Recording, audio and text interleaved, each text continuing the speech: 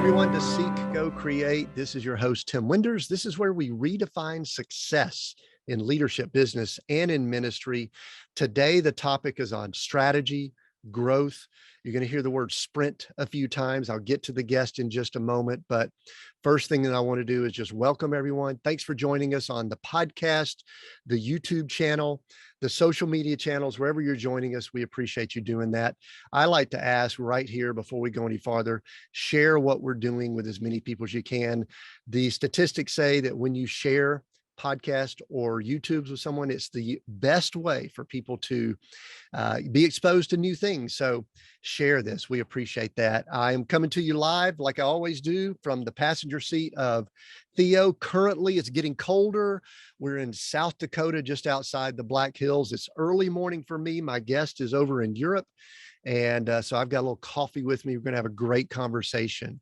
So welcome. Glad you're here. Today, we have Simon Severino as our guest. Simon helps business owners in SaaS and services and consultancies, agencies, just a lot of businesses that we're going to be looking at and discussing, discover how to be able to run their company more efficiently and increase sales. Again, that keyword growth. Simon, welcome to Seek, Go, Create. Hello, Tim. Hello, everybody. Happy to be here. Yeah, glad you're here. I guess it's kind of early morning for me. It's probably more midday for you. What time is it in your part of the world? Yeah, it's afternoon in Vienna. Ah, good. I'm not a super morning. I used to be, but I'm not as much anymore. So I've actually got a little coffee I'm going to be drinking while we go here. Hey, Simon, I like to ask this question first. I did a short interview. You've got a long bio. We're going to be talking about a lot of things within your bio and in the conversation. But if someone just asks you, maybe they're in the business world, maybe they're not. If they just ask you what you do, what do you usually tell people? My kids ask me this all the time. Papa, but what do you do when you don't play Limbo? What do you do? You don't work. What do you do?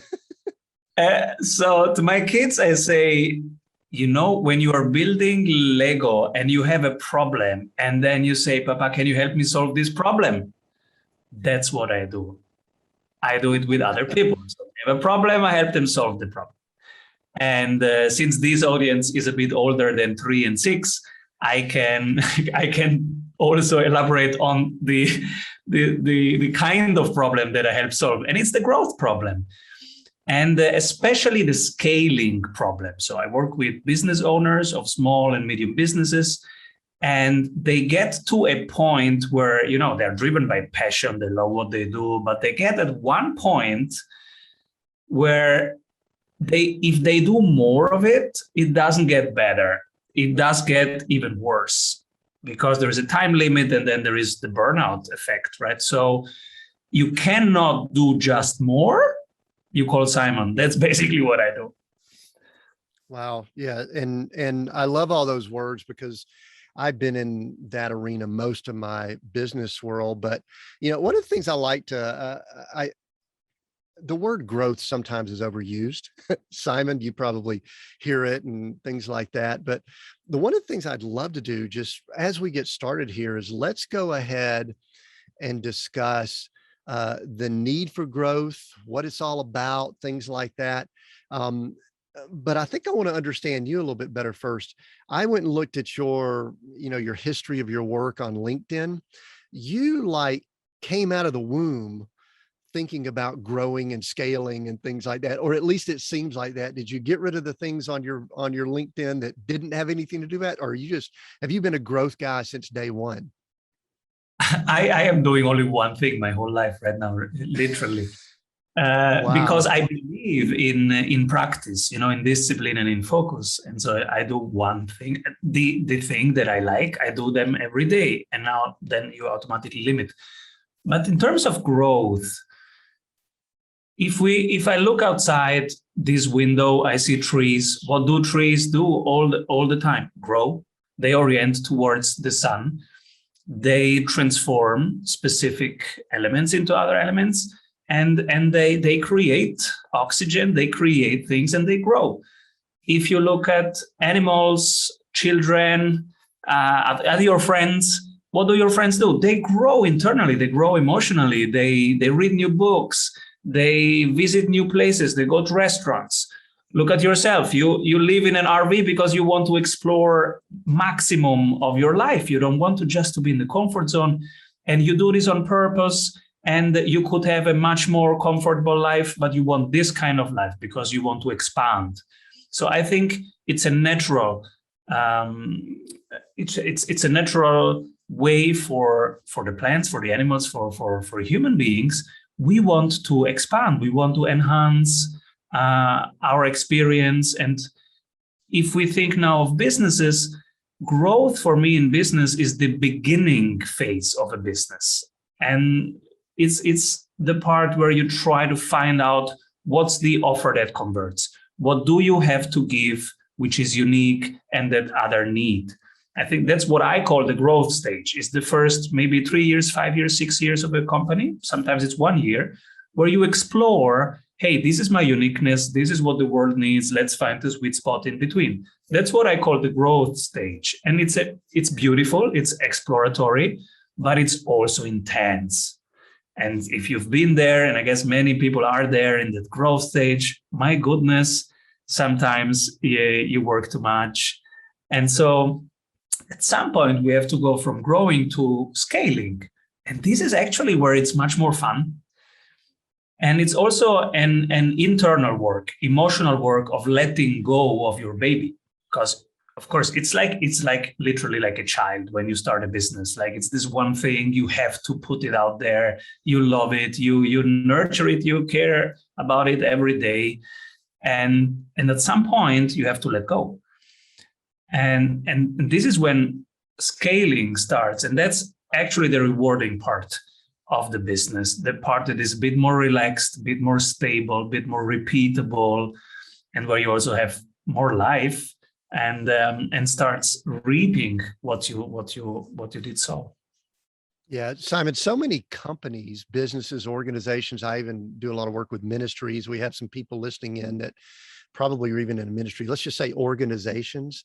So many organizations never get beyond that growth start stage that you just talked about, which means they're in this, it's exciting at the beginning, but then it gets exhausting over time. What are some things you observe that keep people, businesses, organizations from going from, I'm going to ask for some of your secrets here, from going from that stage? And I actually believe, unfortunately, that a lot of organizations never get beyond it. That's why they need people like you, people like me and others to step in. But what is the biggest hindrance for people not getting beyond that early stage themselves? I call this limbo. So there is a state where you intentionally or unintentionally stay undefined. And so you do not commit to stand for something. You do not commit to take on one position because it's risky. You can be wrong. You can be reduced. And so some people stay very long in limbo. Sometimes limbo is fine for a while because you need that incubation period. But sometimes people stay long in limbo, and that becomes kind of a passive-aggressive dynamic because you don't commit to anything. And if you don't commit to anything, you are on the power side for a while. But the negative part is also there is no growth. If you do not take one position and say, hey, I stand for this topic, or I stand for this value, or I stand for this tribe, these kind of people are my people, and them I'm here to serve. If you don't take that, if you stay too long in limbo, it gets very comfortable, but you aren't really learning, you aren't really leaning in. When does learning happen? If I look at my boys, there are 3 and 6, they learn all the time because they just lean into the moment. They see an animal, they touch it, they talk to it, they go to the animal. And so they lean in all the time into the present moment. And that's when they learn. They make their experiences. Not all are comfortable, but there are experiences, and they learn from experiences. And because in 1 hour they have 60 experience, the learning rate per hour is incredible. They are my teachers in terms of that. And so Limbo has some pros, but definitely your learning stagnates there.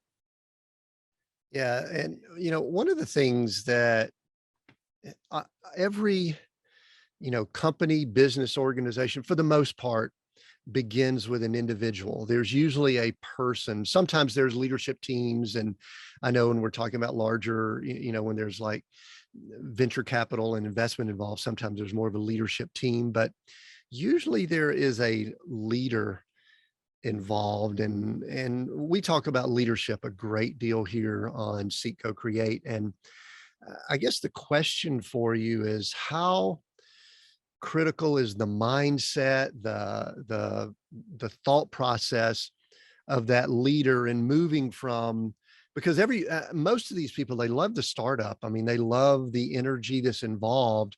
Then they get in this limbo phase. And I've observed at times that they might get, you mentioned comfortable, they might not have some of the skills to take a business to the next level. But talk a little bit about the individual that's the head or the leader of the organization. What are some things they need to do? What are some things they do wrong?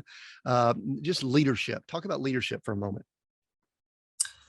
I can start with my own experience. So I start something because I'm passionate about it. I move it forward. And at some point, I became the bottleneck. And I'm a freedom guy. So I started this thing to have more meaning, more impact, and more freedom in the first place.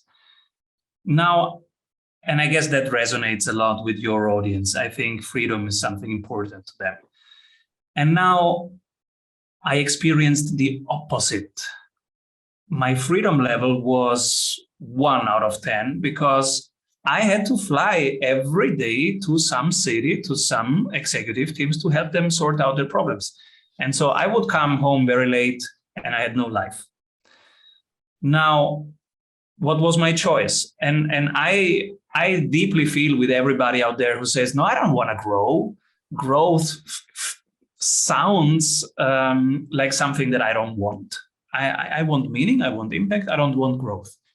That's exactly how I spoke. And then I hit a certain revenue ceiling. In my world, it was 500,000 that I could do per year just because of the limit of time. And that was the first reason why I shifted my thinking. I was like, there is nothing I can do to get to 501, nothing. Also, my life is miserable. I don't want to live like that. So for why do I do this? So what do you do with 500,000 if you don't have friends to experience this with? And I was like, this doesn't make sense at all. I have to find a smarter way. Something is broken here. And so I hired a coach, a business coach, and he looks at the thing and says, yeah, Simon, you don't have any systems. That's just you doing stuff. And I was like, yeah, correct. And so he says, Simon, we have to get you 2 levels above fulfillment. And I was like, what? And who does the coaching then? Yeah, you'll have to create a system. And I was like, okay, sounds logical. Let's try. And so I started creating modules and getting it out of my head. What would I do in week 0? What would I do in week 1? What would I do in week 2? I started speaking that into videos, creating templates. And then I started teaching my colleagues and then handing it over. And that was a very good move. And then I realized, hey, I have still enough tasks. I can still serve, not directly the clients, but every Monday I meet all coaches, so I can still serve my team, my community, etc. There is still enough to do because somebody has to do joint ventures. Somebody has to go on podcasts and talk about our mission and what we do. Somebody has to go out and spread the message, right? Otherwise, nobody knows that we're here. So there is still enough to do. Somebody needs to write books about the method. and do all the IP around it, and maybe even PR and what have you. So there is enough to work on the business. Then even if you don't work in the business, there's still enough. It still takes a village to grow a business. And so I fired myself from fulfillment 2.5 years ago. And that wasn't that hard at all. It took 3 days to get out of fulfillment. And since then, I moved from Star to Galaxy. Now I'm not the dancer anymore, I'm the dance floor. And so I curate the space for every single dancer in the team to dance and to show their magic. And it's fine, it's even better. And then now, of course, we're growing and we're scaling over different countries and different verticals, because now I have time to work on the business. Yeah, and the thing that's so great about, and I love you sharing your personal story, because it allows us to look at you as the example. And the word, I wrote down the word ego here because to me, I picked up on quite a bit of humility with you just sharing that, but I want you to go back 2.5 years, 3 years. You either had a strong desire to make some change, or you were miserable. You said you didn't like what was going on. It sounds like you had young children at the time. If you got a 6-year-old and a 3-year-old, and if you were on a plane all the time, probably pre-pandemic, you were probably hearing about your children grow up instead of experiencing it firsthand. So, but there's an ego that we deal with. And I'll say it this way. Many of us think that no one can do it as well as we can. Did you have that at all? And if you didn't, that's fine. But most of us business people, entrepreneurs, have this warped, I'll call it warped thought, that, you know what, I'm the strategy sprints guy, I'm the growth guy, and nobody can go into an organization as well as I can. Did you have that? Yes, and that is pure ego. And this business coach just showed me, Simon, you think that you are not replaceable, but you are.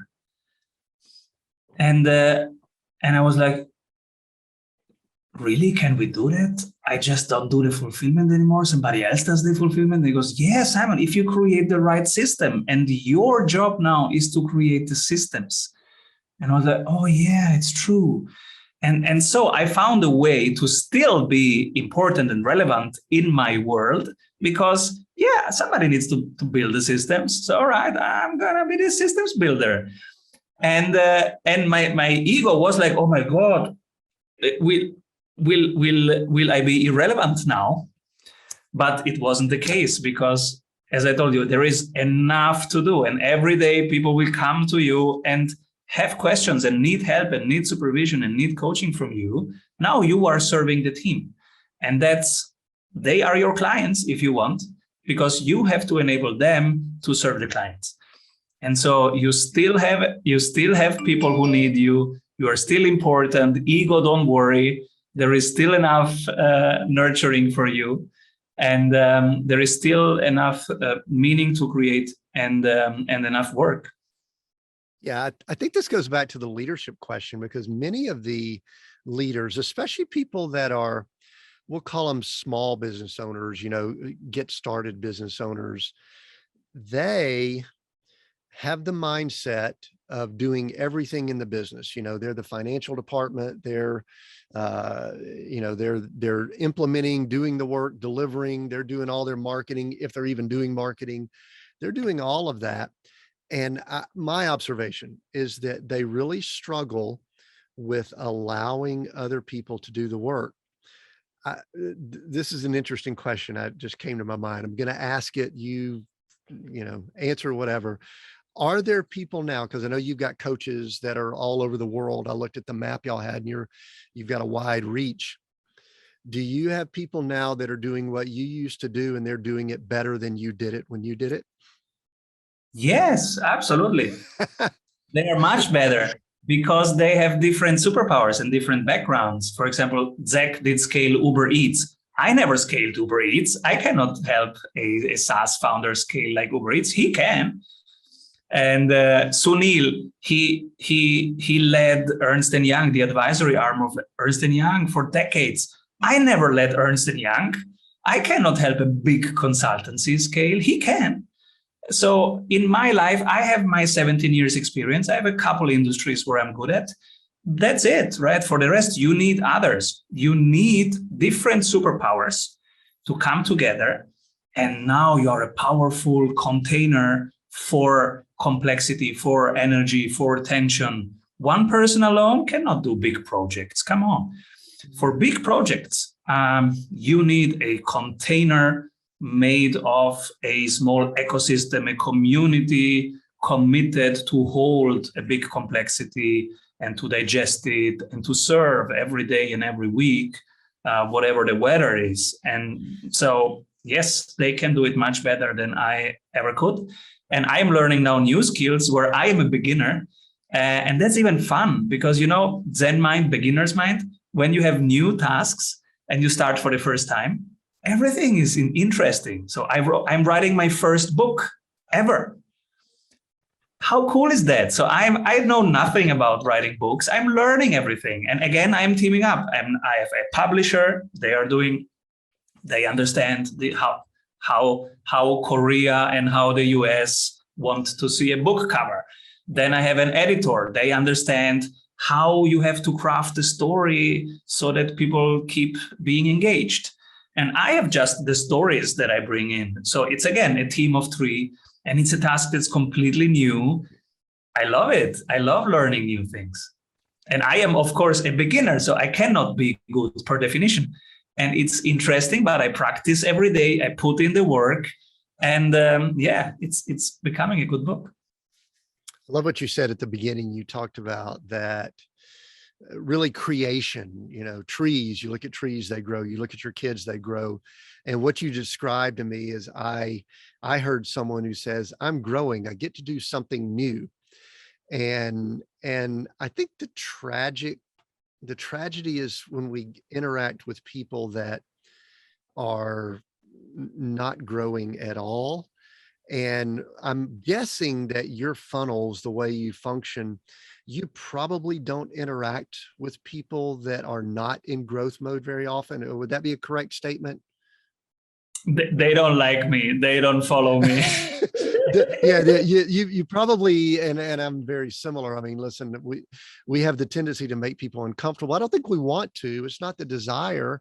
I think we would love if people would kind of get on this train, and even if it moves slow for them, at least move a little bit. And so I love that. I love the passion in your voice on embracing something new, because I've written some stuff recently, and working on a book is a totally different muscle. I mean, you're in a totally different gym working on a book. And so that's very exciting. Now, at some point along the way, and this is something you brought up earlier, you've done one thing, and some people have the tendency to be generalist, and then some people focus on one thing. I think one of the things that at times is I've just embraced it.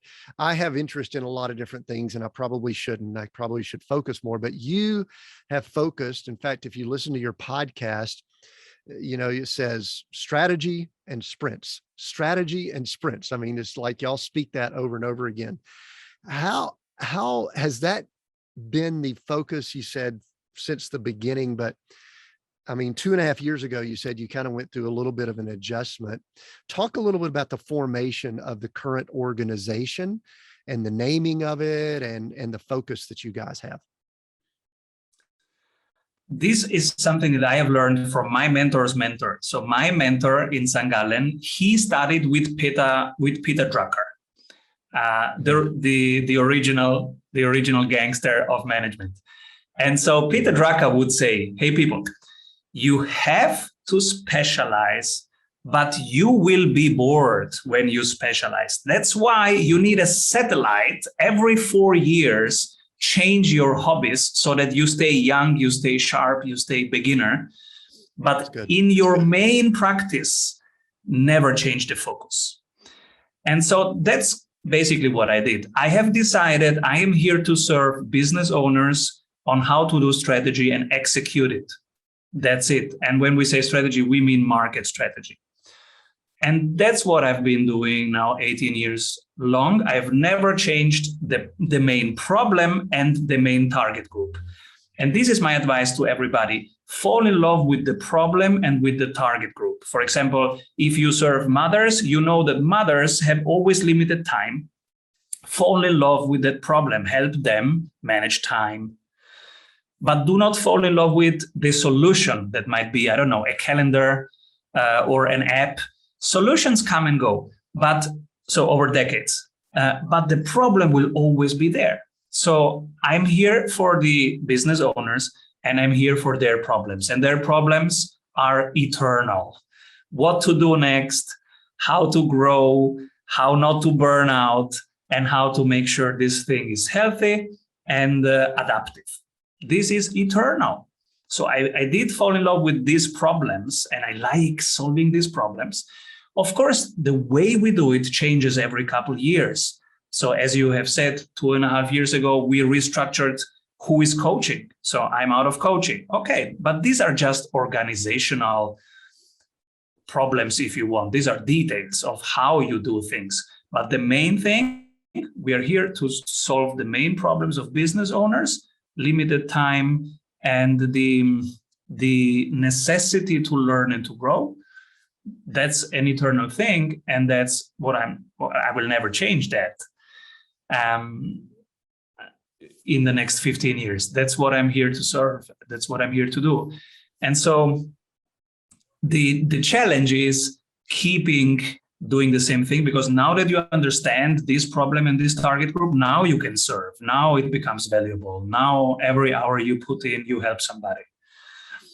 And the other part is staying fresh, staying interested, staying curious, not becoming like, oh yeah, I know everything. Here's the book, read the book, go do it. That would not be very helpful. So the challenge is staying curious, staying open, staying in the listening position, and always be learning. That's the challenge. Our team now is very lean. We have a core team. It's building the product, it's refining the product, and the product is one-to-one coaching. So you cannot really build it and it's done forever, but it's building the modules. So currently we have 274 modules. These are the tactics, because we have them with go-to-market strategies. So the 3 strategies that we help implement is how you can increase your price by 25%, how can you increase the frequency of the sales by 25%, and how can you increase the conversion rate by 25%. These are the 3 strategies. And if you put them 3 together, 3 times plus 25, in this case, makes plus 99% revenue, because they accumulate. Now, when you have doubled the revenue, now you have some wiggle rooms, you have more freedom, you have more cash flow. Now you can work on the business. Now you can start working on form, fit, and function of your sales systems, of your marketing system, of your community as an ecosystem. And so now you have time to curate strategic partnerships, to curate more which suppliers you onboard, and to do cash flow management, and all these things, turning fixed costs into variable costs, all these important management things that you wouldn't have time for otherwise. So these are the 3 main strategies. And the core team create the 274 tactics that you need to implement these 3 strategies, because it sounds simple.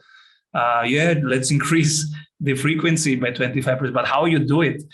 And so we have, in each category, we have hundreds of tactics and blueprints ready, and a couple of them will be the right one for that client at that moment. And so in order to be prepared to have that, that's what the core team builds the modules, the components. And then we have the coaches. The coaches are experienced entrepreneurs who like to coach other entrepreneurs, and they love to coach. They don't love to build products. So their ears and their eyes are all on the business owner that they coach. And from time to time, they pull these tactics and they say, okay, if that is what you need, I think here 17F might be the right thing. They pull it, they test it and test it for 3 days, see if this is the one thing that works. If it's not, okay, let's test 17B. Maybe 17B is the right way. Let's test 17B for 3 days. So after 6 days, they know if this is the right thing or not. And that's the cadence of the sprint. 7 days, 2-3 experiments in 7 days to find out what works, and then doing more of what works, doing less of what doesn't. Wow. And I love it because obviously you've got quite the toolbox that your team, your coaches have available to them. There were, and I want to go a little bit deeper into that, but there are two things that I wanted to ask before we move into more strategy items that I think we could provide some value to people listening in. One is, you said that we have to be careful not to be bored with staying focused on that mission. And you mentioned earlier that you were writing a book. I think that could be one of the answers, but I was just going to ask a little bit deeper. What does Simon do over 18 years of working in the growth area? What do you do to keep from getting bored and want to start going out and, I don't know, climbing Mount Everest, whatever. There's so many things that people, and I've observed that a lot of people will step away or start taking their eyes off the focus of that base level strategy of their business at probably about the time it's about to hit some critical mass at a really key time. So what do you do personally? And maybe you could even add on, what do you see other leaders doing just to keep things fresh so that they don't take their eyes off that? I love this question, and it makes me really think about it. I guess what I do to stay fresh is basically three habits. So one is to make the work repeatable and fun. I need work to be fun. Otherwise, I don't do it. So that's how I'm wired. So we break every work package into small things that you can do immediately, and you can get immediate feedback. It's like Angry Birds. You shoot the bird and it says 500 points. You don't wait 2 weeks to get a report back. You immediately get feedback on that thing. And what happens when you get immediate feedback? You shoot again, and then it says 600 points. And what happens then? Well, I want to shoot 700. That's how we are wired. And that's how we do our project management. We don't do traditional project management. We do sprint work. And sprint work is, how small can I do it? How fast can I test it? So you start everything. Let's say we have an idea. Hey, maybe LinkedIn polls would be the right thing for us to do. I don't set up a project. I don't analyze. We don't think very long about it. I go on LinkedIn, I create the first poll, and I see how many views it gets and how many interesting conversation it creates. 3 hours later, I have the first feedback loop. And I say, oh, that got 4,000 views instead of the usual 350 of a post. There is something there. Let's do more. And so we create a series of posts. And then we will say to our colleagues in the marketing team, hey, follow up on the conversations that start there. And ask them what they need and show them what we got. And that will become part of our sales process. And then it becomes part of daily activities. And if it really works, then it becomes a daily activity. So we make work small. We make it repeatable. We don't overthink. We learn from action. And that keeps us childlike, and it keeps us real and quick. And that keeps me on my toes because, I get immediate feedback. I learn immediately. That's the daily practice. Instead of boring milestone definition meetings or interdependency analysis meetings or whatever. We don't do that. We don't do market research, for example. The action is market research. And So I these are love the things that, sprint. Yeah, I yeah. love the sprint concept because really there is, and also I believe you think in terms of, you do a lot of 90-day work also, which is that's what I break down almost everything I do in my life. People that I interact with, it's like, hey, let's just test it for 90 days. Let's do this for 90 days. Because I think mentally, I mean, listen, if you and I were to come up with some business idea and we were to say, hey, listen, Simon, let's do a 3 to 5 year business plan. What if we had done a 3 to 5 year business plan in January of 2020? We would have been No. wasting. Yeah. No. So talk about the magic of 90 days also. I love the sprint. And I think strategy, I think you kind of look at 90 days. So let's maybe, and I wrote down that you wrote, to keep things fresh, you have repeatable and fun, don't overthink it, take action. Those were some of the things you had there. But talk about 90 days, why that is kind of a critical time frame. So in the strategy sprints method, you eliminate everything in between. There is no 6 months planning. There is no yearly planning. There is the vision. Vision is 3 years in our method. Vision. Where do you want it to be in 3 years? Who do you serve? How do they look like? How do you impact their life? How many of them do you serve? Where do you serve? How is their life changed by that? That's the vision. And we take time to really write down the vision on 6 pages. How does it smell? How does it look like? How does it feel? What do you touch? What do you taste when you are in that embodied vision? And then there is nothing in between. And then there is a 90-day plan. The 90-day plan is 12 weeks. Every week has one bottleneck to solve to get there. So these 90 days have 3 goals. And the 3 goals usually have to tell you where you want to go and how fast you want to go there. So these 3 goals will have 3 numbers that we measure every 7 days. We break down every goal into one number, and we make sure that there is always one number around revenue, one number around client satisfaction, client happiness, and one number around your specific topic. If it's a SaaS, it's usually churn rate. So how many people do you lose from your subscription per week? Because retention is very important if you're SaaS. If it's a service company, then we look more at numbers of conversations and number of deals closed. So 3 numbers, 3 goals, 3 numbers, and every 7 days, like Angry Bird, every 7 days we get feedback. So yeah, you are moving forward. No, you're not moving forward. And we learn from that. We do a bottleneck analysis that takes half an hour. And then we decide what's the next focus of the next week, which is one focus. So the whole team does one thing for 1 week. And that's the magic, because when the whole team knows the vision, has just 3 goals and one thing to do, now you have a calm, focused, aligned team.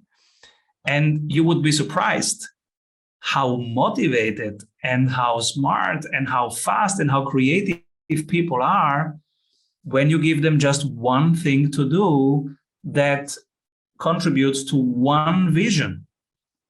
They are amazing, and you will see them thrive. Because many people come to us and say, my people are not fast enough, my people are not good enough, etc. Yeah, because we usually overwhelm them with too many, too little tasks. And we don't give them a few big responsibilities. So in that method, they have just one thing to do. They are all aligned. It doesn't feel like work. It feels like friends playing basketball. There is the basket. Everybody knows what we want to do. We want to hit that. Everybody knows who's playing offense, defense in the middle. Everybody knows where the ball is right now. What can go wrong? It's fun. Let's do this. Yeah, the reason that's the thing that came to my mind. I'm an industrial engineer by training, and so I love the thought of systems. But it's so interesting in the busyness of our day to day and all that, we can forget about the value of systems. The thought that came to mind as you were talking, we're in the season here, fall of the year here in the United States, where the American football is kind of ruling a lot of the sport that we have here. I know it's a very Americanized sport, but there's a college, the University of Alabama, that Nick Saban has won 6 out of the last 12 national championships. And he always talks about what you just said. His words that I hear out of his mouth are trust the process, trust the process, trust the process. He doesn't talk a lot. I mean, he's got some great athletes, great teams, great coaches, but his coaches are like a revolving door. They're leaving all the time because people want to hire them away. And Simon, he talks about trusting the process. It sounds as if your team, your strategy sprints, that you guys have a super winning process, a national championship process in place that's been developed you've developed this over 18 years, but really over the last 2.5 years, correct? Yeah, it's a simple process. So it stood the test of time. Over 10,000 teams have gone through this. So it's a simple process. Daily habit, weekly habit, monthly habit. Daily habit. How do you spend your time? How do you allocate your time? Write it down. I'm doing this every day here on my iPad. I can show you my flow, and I write down what I do, 8 o'clock, 9 o'clock, 10 o'clock, etc. When I close the day, I have 2 reflective questions. First one, which one of the tasks that I did today can tomorrow somebody else do better than me? Second question, if I would live more intentionally and more freely, what would I do tomorrow? These are the 2 questions. It takes me 5 minutes. That's the daily habit. Writing down what I do and reflecting in the evening. How can I do it better tomorrow? So this little reflective loop is really important, and it's a daily practice. And this is where I come up. Well, first, this one question helps me think bigger. That's how I got to, hey, I always wanted to write a book. Why don't I write the book? And the other part is, okay, what do you have to delegate or outsource so that you gain time to do that? So the other part was, I don't think I have to do Instagram myself. I guess I can delegate that. And this is an important daily habit of what is really important to allocate my time to, what to delegate, where to think bigger. That's the daily habit. And that's the process on the daily level. Then there is the weekly level. Every 7 days, I want 3 reports. The 3 marketing numbers, the 3 sales numbers, and the 3 ops numbers. And even when I was a solopreneur, I did report these 3 things to myself. That's the discipline. When you take the process seriously, you have to do all of that. And that's why, bit by bit, you will want to have a team, because that's a lot of work. And so you want to give the responsibility, okay, you do marketing, you do sales, you do operations, and report me these 3 numbers that are the most important numbers for us. And I want them every 7 days, because that's where we learn from. And every deviation of just 0.2% up or 0.2% down, we want to learn from that. Why is this working better than that? And it's really on the micro level. So, oh, this page converts more than that landing page. Why? Let's find out and let's act upon it. We do more of what works. We do less of what doesn't. That's the process on the weekly level. And then you have the monthly level. So this is where strategy now comes in. From time to time, and we say once a month, 1 hour, you have to do strategy. So big picture, are we going in the right direction at the right pace? Are we serving the right people at the right price with the right solution in the right channel? And how confident are we that we are the right people to solve this problem right now for them? And if the confidence level is not at 100%, then we stop and go deeper there. Okay, why? Do we think the product is not perfect? Do we think our skills are not high enough? Where is the lack of confidence? And we work first on that, because if you don't have at least 100% confidence, imagine these football players, it's game time. They go down there and they don't have the confidence 100%, they will not win. They need 100% confidence in that moment to pull out their magic exactly in that fraction of the second where it is needed.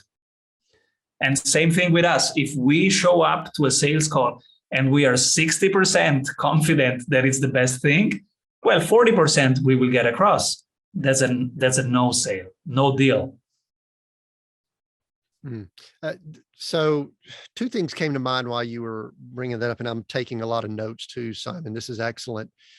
Sometimes I like to try to get into the head of someone who might be listening in, and kind of like you, I interact with a lot of people, so I get a lot of perspectives. To me, the process you just laid out, daily, weekly, monthly, to me, everyone should be doing that.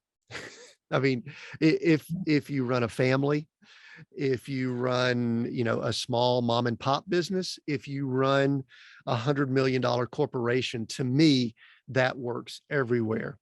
But I guess my question is, can you think of some reason why someone shouldn't be focused on growth? I mean, I'm sitting here thinking, why would everyone not do that? I mean, is that a fair question? Should anyone not be focused on growth?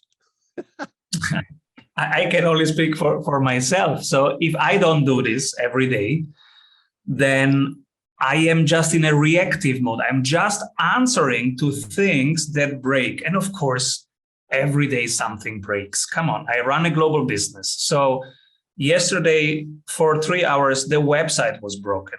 Last week, I hired the wrong person for the right job. 2 weeks ago, I had the wrong job for the right person. This is stuff that happens. And so there are fires, of course. And if you don't have this weekly and daily habit, then you are always pulled into something urgent, something that's loud. But the loud things are usually not the most important things. They are just the most urgent things. And so the loud things, they get our attention. And that's why this process for me is an absolute must. And without that, I would have been burned out in the first years of running this, because everybody needs your attention when you run a business. And if you answer all of that, well, then you can never go to sleep. Yeah, I love what you said. You kind of move towards a reactive mode. I think a lot of people in the last 18 to 24 months kind of got thrown off a little bit. I mean, worldwide pandemic, I don't know if it was a black swan event or not. These happen, every X number of years anyway. But I think it messed with people. I noticed it messed with me a little bit. I kind of got out of rhythm a few times. I don't know if you did, if you would, but it was kind of like, okay, I can't get on a plane like I used to. You probably were that way. And here's what I found. And I want you to speak to this. I found that my energy levels, because I was a little bit out of control, I was a little bit out of my rhythm, my habit, whatever you want to call it, I was reacting more than proacting, that it was draining me. So my observation is that when we are controlling what we can control, being proactive, it feeds us much more energy than drains us otherwise. How did you interact? How have you done in the last 18, 24 months? Because you had this organization during all this time. And I think there's some people listening in that would love to know if you had to make a few corrections along the way. We're getting close to wrapping up with a few more questions, but share with us anything that you learned about you and yourself, the organization, since January of 2020. Huge corrections. So in March, in the famous COVID March, from one day to the other, we lost half of our business. Half of what was in the books was gone, because it was in form of events, conferences, and bigger events with entrepreneurs. That was frozen from one day to the other. So we had to react quickly. And because we had this daily, weekly, monthly process, we were built more like Lego than like Duplo. So very small parts. And so it was there and I could immediately react. So I said, okay, let's stop whatever we think that is right now. We have to rethink. We have to ask our community first, how are you doing? What is on your mind and how can we help? Okay, so we stopped everything and we started our first ever mastermind. It was every Monday evening for free for 90 minutes. And we called it Managing the Current Situation. Open to everybody, whoever needs it. It was March 2 years ago. And I did this for three full months, free work, because first, the community needed it. And second, I also needed it because we need to make sense of what's going on. Nobody was understanding what was going on and how long and what does it mean. So together we started coaching each other there in, okay, short-term strategy, mid-term strategy, long-term strategy. What do we do? Together as a community, we started making sense of the situation and also holding space for all that anxiety that was in the room for everybody. And from there, I learned two things. One is it humbled me how quickly things can completely change. So I always had an agile way of thinking that things are dynamic, but I felt them now in a higher intensity. So what we learned is, hey, we are dependent. Even if you are a smart company with a smart process, you depend on so many other people. So we are all a community. And so this mastermind then after 3 months was over, but then I said, hey, masterminds are a powerful thing. If it helped us in this hardest of all quarters, why don't we do that all the time? Because that's the only insurance that you can have against black swan events in the future, is a community here full of trust and ready to help each other. So we started our first ever mastermind, and now we are 64 people in that mastermind. We meet every 14 days in Zoom. There are people from all over the place, from California to Sydney, and it's fun. And we are going deep into topics, etc. And guess what? If a huge black swan event would happen again, well, I have 64 people right now that we can bring together and say, okay, how do we make sense of this? What's going on in Australia? What's going on in San Francisco? How do we react? How do we help each other? That is literally my insurance plan for the uncertainty. Yeah, the reason I like that, maybe it goes back to a question I was asking earlier about, is growth always the right answer? I think many of us saw in March, I had clients, you guys did too. It's like, listen, if you've got a neck that's bleeding, you're not thinking about growth. You need to stop the bleeding. and some of the industries that we saw, their all revenue was just wiped out, or put on pause for 90 days. And we were trying to decide, can they make it, until they pick back up. I'm pleased to say everyone's recovered. I'm hopeful that all the folks you interact with too. So I do love the word you used, insurance. And I love it layered over the words proactive versus reactive, because if there's anything that people need to take from what's happened in the last 2 years, 24 months, is they don't need to get lazy, don't need to get comfortable, put the structure and systems in place. And I love the way you and your organization do that worldwide. Couple of maybe short questions here as we wrap up. We started, you mentioned your children and you were kind of a little bit, didn't have freedom when you made just adjustments and changes in your life. Tell me what your day-to-day looks like. You mentioned a few daily habits, but what's your morning routine? You got a 6-year-old and 3-year-old. Are you hanging out with them a lot? I'm a grandfather now. So, I mean, listen, hanging out with my 18, 19-month-old is like the greatest thing ever. like if I were to get a call right now, we would shut the recording down and I'd be out of here. But tell me a little bit about some of your routines that Simon is doing just that might be different than 2.5 years ago. They could be personal in nature or whatever that we might could learn from. And then I've got one or two things and we'll wrap up. Yeah, my day starts with me time. It starts quite early, 5:30. I have me time because I have two small kids, 3 and 6. So if I want to have me time, that should better be before they wake up.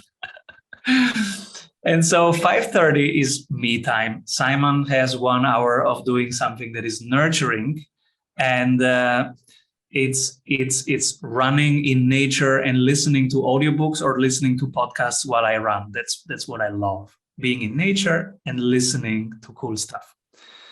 That's the first 60 minutes of my day. Then when I come back, they wake up, we play around, wrestling, singing, dancing, music, and while we do breakfast, then my wife wakes up. Then we have to prepare them for school. So we start, kindergarten and preschool. So all that preparation, and then 8 o'clock they go out, and I am in my office, which is at home. And my day starts with 3 hours deep work. So I'm either writing or recording. I'm doing deep work, one concept to finish. I'm creating something. Usually is either writing 600 words or creating two to three videos for the Sprint University. Afterwards, meeting starts. I have usually 2 or 3 interviews lined up, and then lunch. And then in the afternoon, I am here for my team. So the sales meeting, the marketing meeting, the analytics team, what is YouTube doing, all that kind of stuff, suppliers, sourcing, hiring, firing, all that kind of stuff, fun stuff of being a manager. And then in the evening, our masterminds, and then I go either play with my kids while my wife cooks, or I cook and she plays with the kids. And sometimes I cook with the kids. For example, we love doing pizza together. And then wind down, evening sauna with friends, a glass of wine with my wife, and that's it. And that was the day, reading. And so during the day, in terms of time zones, the first things are with Asia, and then in the middle of the day, it's more European, and towards the end of the day, it's more US. Yeah. And the thing I love about that, to me, someone might listen to that and go, wow, that's a lot going on. But to me, I heard relaxed. It's a system. And there's a word, the hustle culture and things like that people go. But to me, it was very peaceful and relaxed sounding. Would you categorize, listen, I know you're a hard worker. I'm not saying that's not the case, but to me, it seems as if it's an easy pace because it's very focused and very intentional. Would that be correct, or am I wrong? It is completely effortless. It doesn't feel like work. It is very integrated with my family life, with my being. There is sports every day in it. There is nature every day in it, and there is playing with my kids every day in it. So my life 5 years ago was very different. It was plane, workshop, next city, plane, workshop, hotel, plane, workshop, hotel, keynote, workshop, hotel. Yeah, that's much better. And you're right. I am calm. I'm productive. I'm creative. It's full of authenticity. It's what I would do anyways. If that wasn't my business, I would wake up and do the same thing. Yeah, I love that. And I've noticed that about myself, coming out of the companies and businesses that we've owned and run, that I used to have this mindset of hustle. And I used to be proud of how little sleep I got during the decade of the 90s when we were forming some companies and all that. Now I'm pretty excited when I get 8 or 9 hours sleep, and I'm anyway, I love that. And I want the listener to hear how much growth you've got, how expansive your business is, but yet how calm and peaceful you are about it. Next to last question, tell us about strategy sprints, the type people that should go there, and maybe where they could find you there. Anything that they need, maybe the ideal person, and so that someone knows, hey, should I reach out to Simon? Go ahead and give. It's not a commercial, but tell us what people need to do if they want to connect with you further.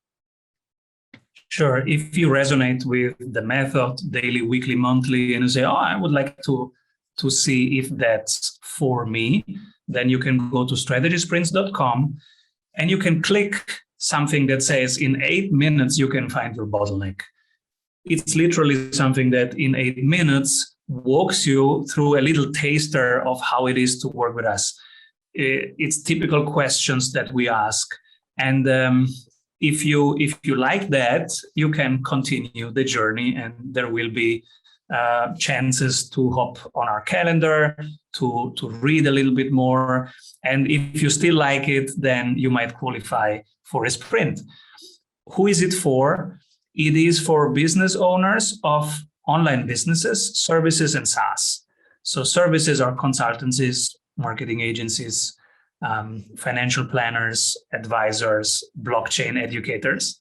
And SaaS companies are people who build software. And we are especially good with B2B SaaS because we are B2B guys. We are not good. Don't call us if you are selling a lot of small objects for small prices somewhere. That's not us. We are the relationship kind of guys. I want to have better relationships, better clients, better conversations, bigger deals. That's where we excel. That's excellent. And we'll include links down in notes and all so that people can reach out to you. And Simon, man, what a great conversation we've had. Final question. We are seek, go, create. I'm going to allow you to choose one of those words that resonates with you more than the other two. Tell us which word it is and why. I am so happy when I can create. That's why in the morning I have this deep work blocked out 3 hours. I just do deep work because I feel so much different after I have created something. If I would have been in a meeting or in 3 meetings of 1 hour, they can be the coolest meeting on the planet.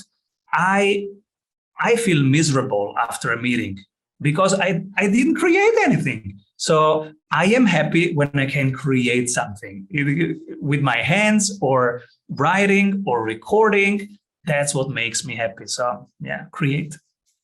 I love the create. Now that even goes back to some things we talked about earlier about how proactive that is and the energy. Man, Simon, what a great conversation we've had. If you've listened in, I am counting on this has touched you and blessed you in some way. So I'm excited that we had this conversation. Simon speaks my language, and I know he speaks a lot of your language. I'm going to ask another big favor that I asked earlier, and that is take a screenshot. I think now even in Apple Podcasts, you can share it in Messenger, and people can listen to it right in Messenger. So if you're listening on Apple, I believe you can do that now with the new iOS. And any other platforms, YouTube, anything, share this. I know that as you listen to this, there were at least 1 to 2 people that you thought they need to hear this right now before it leaves your mind. Make sure you share this episode with them so that they could hear the message, this pace, this system, this structure, these strategy sprints that Simon discussed, and do that. I know it'll be beneficial to them. It'll be beneficial to you. It'll help us also. Thank you for doing that. We've got new episodes every Monday. Until next time, continue being all that you were created to be.